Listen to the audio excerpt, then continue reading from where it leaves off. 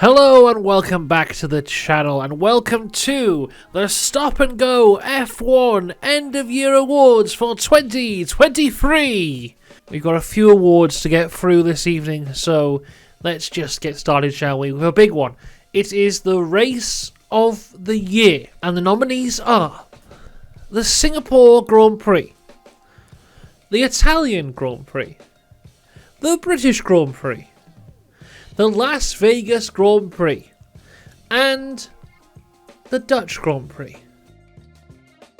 And the winner of Race of the Year for 2023 is the Dutch Grand Prix. A truly chaotic race that started dry but instantly was covered in heavy rain, with the most overtakes ever in a Formula 1 race, changing from dry to wet to dry, safety cars, red flags. It challenged the drivers and the teams and gave us easily the best race of the last year. We go now to the next award, which is Best Livery. Now, this isn't for special liveries, it's just for your standard livery on the car. And the nominees are Mercedes, Ferrari, Red Bull, Haas, and Alfa Romeo. And the winner of Best Livery for 2023 is Mercedes. I love the look of the Mercedes this year. Now, this may be controversial, but I really don't like the silver Mercedes. I know that there's silver arrows, but I've never really liked the look of them. I much prefer the black, so I was very happy to see them return to the black look for 2023. This, also mixed with the luminous colours they have around the numbers on the car, make a great combination and make my favourite livery of the year. Up next is Driver Pairing of the Year. And the nominees are Red Bull for Max Verstappen and Sergio Perez, Ferrari for Carlos Sainz and Charles Leclerc, McLaren for Lando Norris and Oscar Piastri, and Mercedes for Lewis Hamilton and George Russell. And the winner, it's McLaren. Oscar Piastri has had an incredible season here in his rookie season in Formula 1 in 2023.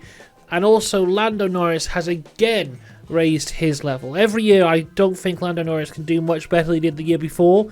And every year he proves me wrong. And nearly every other top team this year has had one driver doing well and a second driver not doing as well in each race. But both McLaren boys have been really consistent all year, and I think easily have the best driver pairing this year. I'm looking forward to see what they can do next year.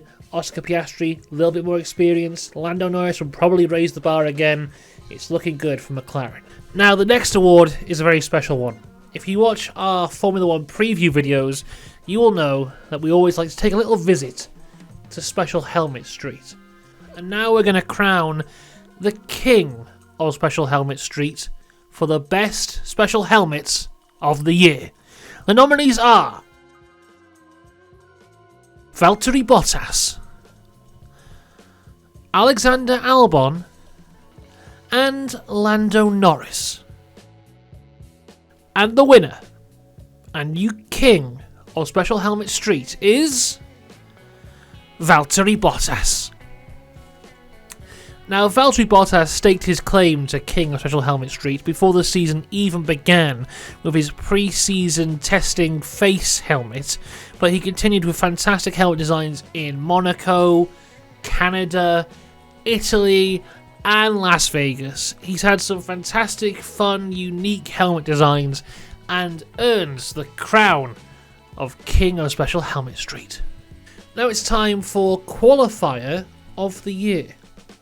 And the nominees are Max Verstappen, Fernando Alonso, Charles Leclerc, and Nico Hülkenberg. And the winner, it's Charles Leclerc. Now, Leclerc is joint first for most appearances in Q3 this season, with Alonso and Verstappen, all three of them on 20 Q3 appearances.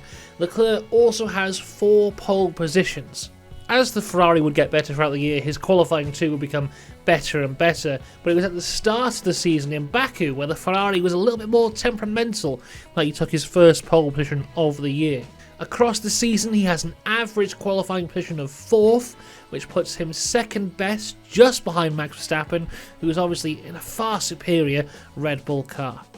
He only found himself outside the top 5 6 times all year, the last time being the Dutch GP, meaning he went the last 9 races in a row without qualifying outside the top 5, including 5 front rows in a row in the last 5 races. And now we have the Owner of Upgrade Corner award. So we've already been to Special Helmet Street, but also in the previews we like to go to Upgrade Corner. So this award will go for the team who made the best upgrades throughout the year.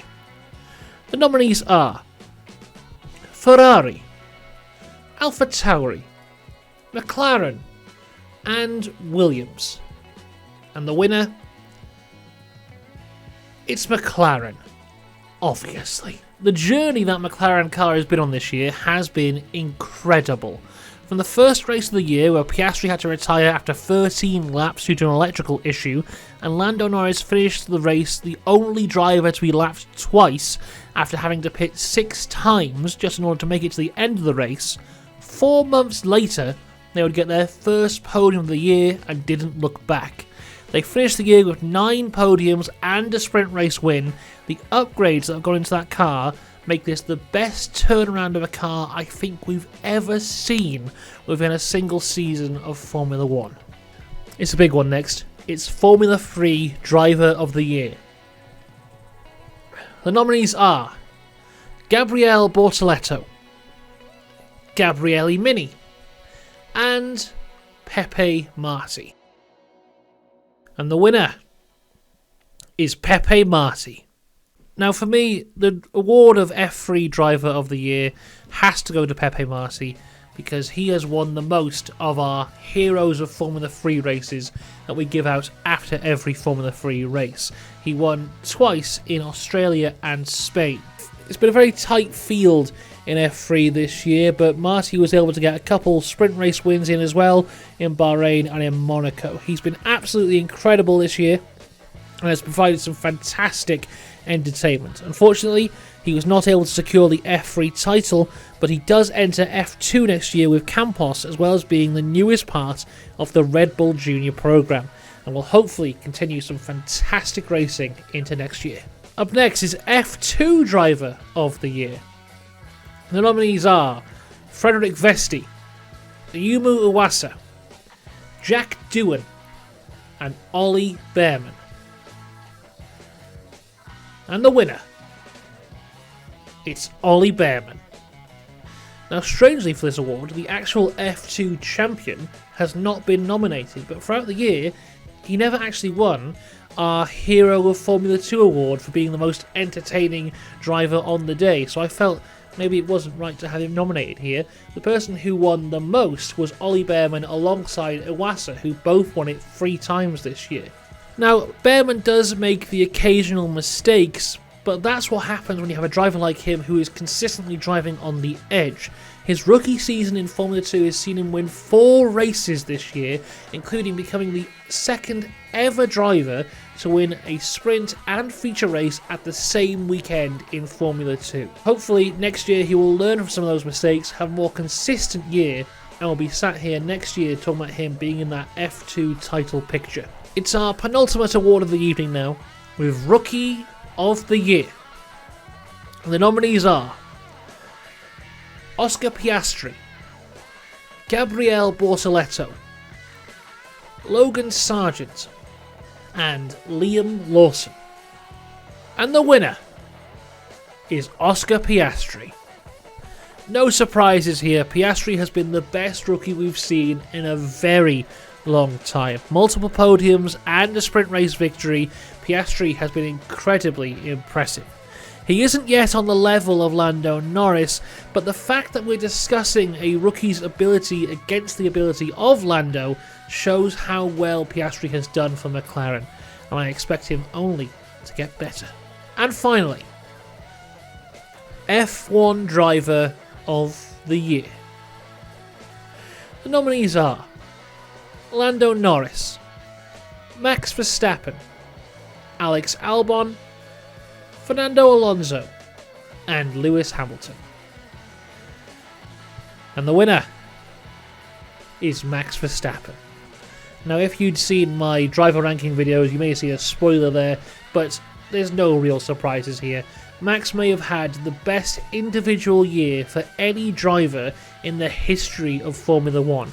He has rewritten the record books, including, amazingly, a record for percentage wins in a season, which was previously set by Ascari in 1952, which is only the third ever season of Formula 1. Max Verstappen has been utterly incredible this year and untouchable, and realistically, there's no one else who can be F1 Driver of the Year. So there you go, there is our end of year awards. I hope you've enjoyed. Let me know what you agree with, what you disagree with. Does Tail Pushchair deserve to be F2 Driver of the Year, or at least be nominated? Probably yes. Anyway, until next time though, have a good one. I'll see you later. Goodbye.